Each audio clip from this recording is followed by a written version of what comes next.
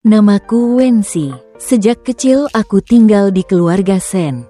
Bukan karena aku bagian dari mereka, tapi karena aku tak punya siapa-siapa. Orang tuaku meninggal dalam kecelakaan, dan keluarga Sen mengambilku bukan karena kasih sayang, tapi karena rasa hutang budi. Sejak itu aku hidup di rumah megah ini, mengenakan pakaian indah, makan makanan lezat, tapi aku tahu, aku bukan siapa-siapa. Semua orang memanggilku kenari emas yang dipelihara keluarga Sen. Mereka bilang aku hanyalah boneka cantik, dan jika suatu hari keluarga Sen ingin memberikan aku pada seseorang, aku tak punya hak menolak. Dan ya, aku percaya itu, karena aku tidak pernah benar-benar bebas. Di antara keluarga Sen, ada satu sosok yang selalu membuat orang lain gemetar hanya mendengar namanya. Sen Yanzi, putra sulung keluarga. Pria yang dikenal sempurna. Dia tenang, disiplin, tak pernah terlihat dekat dengan wanita manapun. Semua orang bilang dia pria yang tidak bisa disentuh, yang menjaga dirinya bersih dari segala godaan. Di depanku pun begitu, dingin, tak banyak bicara. Hanya tatapan mata hitam yang sulit terbaca. Aku tidak pernah berharap dia akan memperhatikanku. Aku hanya ingin hidup tenang, menunggu sampai suatu hari aku mungkin akan diberikan pada seseorang. Hidupku sudah seperti takdir yang tak bisa diubah. Tapi segalanya mulai berubah malam itu. Aku baru pulang dari perpustakaan keluarga, membawa setumpuk buku. Saat berbelok di lorong gelap, aku menabrak seseorang. Buku-buku jatuh berserakan. Maaf, aku refleks menunduk, buru-buru merapikan. Sebuah tangan besar mendahuluiku, mengambil buku-buku itu. Aku mendongak. Dia, Sen Yanzi. Lampu lorong redup, tapi cukup untuk melihat wajahnya dari dekat. Wajah yang tegas, sorot mata tajam. Tapi malam itu ada sesuatu yang berbeda. Dia berjongkok di depanku, menyerahkan buku-buku itu tanpa berkata apa-apa. Terima kasih, suaraku lirih. Dia tidak menjawab, hanya menatapku, lama. Begitu lama hingga aku mulai gugup. Mulai sekarang jangan jalan sendirian di lorong gelap. Akhirnya dia berkata. Suaranya dalam, pelan, tapi entah kenapa terasa hangat. Hatiku berdetak tak karuan. Sejak malam itu, aku merasa ada sesuatu berubah. Dia mulai muncul entah dari mana setiap kali aku butuh bantuan. Saat hujan tiba-tiba turun, dia berdiri di sampingku dengan payung.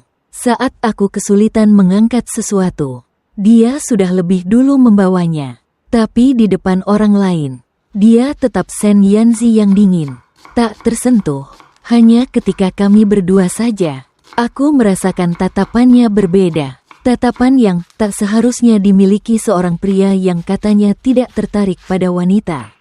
Suatu sore, aku mendengar percakapan para pelayan. Kasihan Nona Wensi, dia seperti kenari emas di sangkar. Kalau keluarga Sen ingin memberikannya pada orang lain, dia tak bisa apa-apa. Ya, aku dengar mereka sedang menyiapkan perjodohan untuk dia. Aku terdiam di balik dinding. Perjodohan? Jadi benar, suatu hari aku akan dipaksa menikah dengan pria yang mungkin bahkan tak ku kenal. Hatiku hampa. Malam itu aku duduk sendirian di taman, menatap bulan. Aku tidak sadar seseorang mendekat. Kau menangis. Suara dalam itu tiba-tiba terdengar. Aku menoleh kaget. Sen Yanzi berdiri di sana, mengenakan kemeja hitam. Wajahnya diterangi sinar bulan. Tidak, jawabku cepat. Meski jelas mataku merah, dia duduk di sampingku. Mereka bilang sesuatu padamu. Aku diam. Kau tidak perlu takut, katanya pelan. Selama aku di sini, tidak ada yang bisa memaksamu.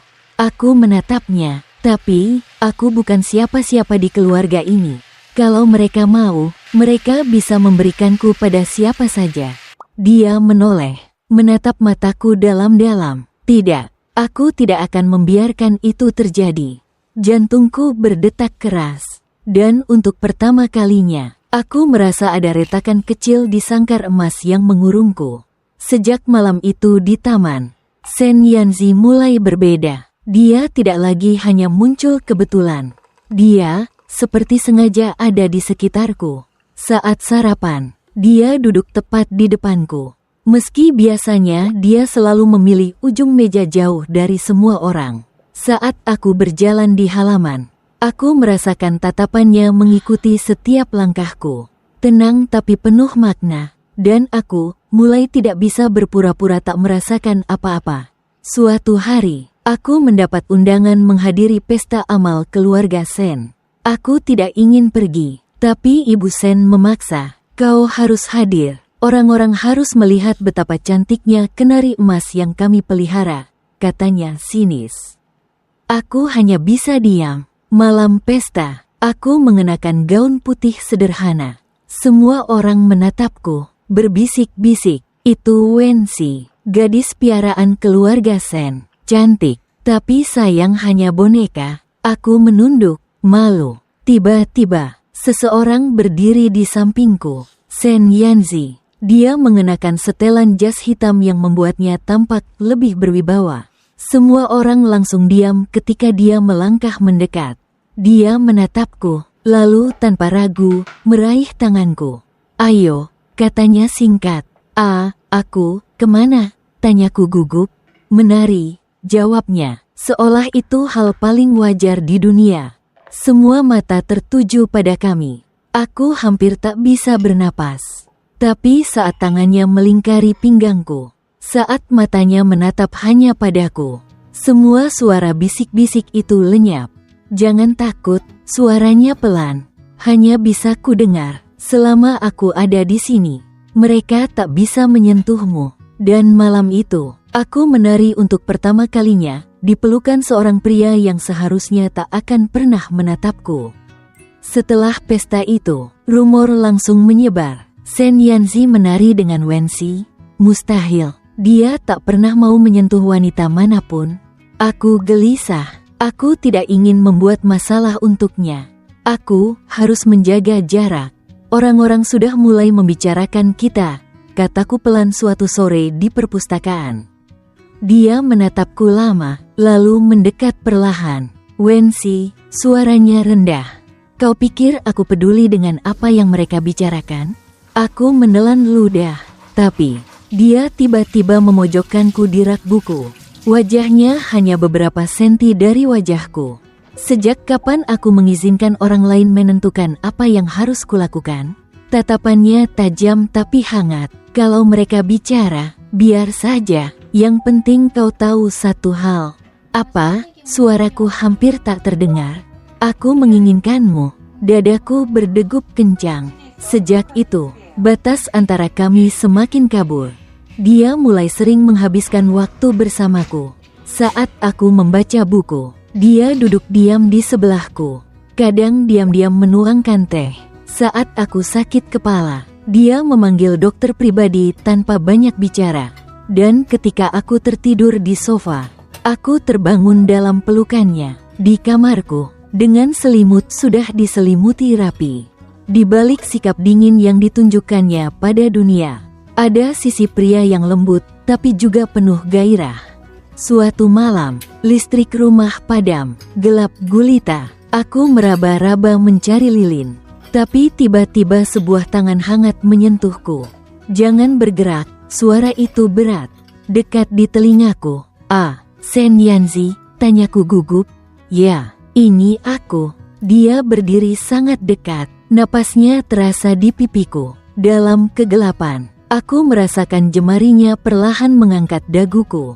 Wenxi, suaranya nyaris berbisik. Aku sudah terlalu lama menahan diri. Dan sebelum sempat bereaksi, bibirnya menyentuh bibirku. Ciuman itu dalam, intens. Seolah dia ingin menegaskan bahwa aku adalah miliknya. Tangannya memeluk pinggangku erat, membuatku tak bisa mundur. Saat dia melepaskan ciuman itu, suaranya serak. Jangan pernah lagi berpikir kau hanyalah boneka keluarga Shen. Kau bukan milik mereka, kau milikku. Aku gemetar, hatiku, yang selama ini tertutup rapat, runtuh sepenuhnya malam itu. Tapi kebahagiaan itu tak bertahan lama. Beberapa hari kemudian, aku mendengar kabar mengejutkan. Keluarga Sen telah menyiapkan perjodohan untukku dengan seorang pengusaha tua demi keuntungan bisnis. Hatiku hancur. Hari itu, aku mendengar percakapan yang membuat lututku lemas.